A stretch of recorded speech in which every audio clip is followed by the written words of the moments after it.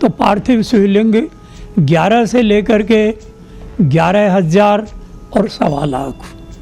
तो एक दिन में तो 1.25 लाख संभव नहीं है, किंतु 11,000 तो किए जा सकते हैं।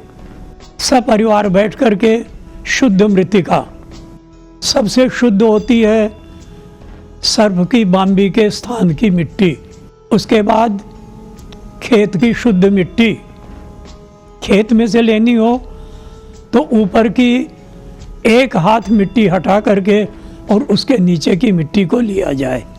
दूसरी है रिद, तालाब की मिट्टी।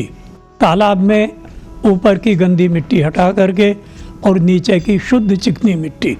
ये तीनों उपलब्ध नहीं है तो कुंभकार के घर से जो मिट्टी है वह ले आएं। कौन सी? जिससे वह घड़ा बनाता है। उस मिट्टी को ला करके और उसकी पूजा करें। पूजा करने के बाद उसमें दूध, घृत, मधु ये थोड़ा सा डाल लें। फिर गंगा जल डाल करके और उसको आटा की तरह गूंद करके और ओम नमः शिवाय, ओम नमः शिवाय, बस यही मंत्र है। वैसे इसका विधान है हरो महेश्वरश्चैव शूलपाणिः पिनाकदृक् रुद्रः पशुपतिश्चैव महादेवेति विसर्जनम। कितना बड़ा शिवलिंग होना चाहिए? तो वहाँ जम्बू फलाकार, जामुन का जितना बड़े से बड़ा फल होता है उतनी गोलियां बनाइए और उनको बना करके तुरंत यूं करके और बस इतना अंगूठे के निचले पोर से ऊपर नाखून के सिरे तक, इससे ज़्यादा बड़ा शिवलिंग नहीं होता है।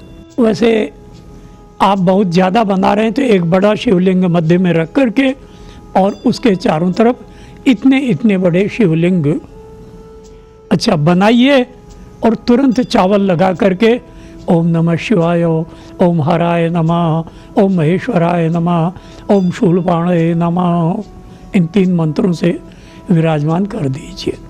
ऐसा नहीं कि आपने गोली ली, उसको यूँ किया, शिवलिंग बनाया और डालते चले गए, दूसरा उसमें चावल लगाए और बैठाए ना।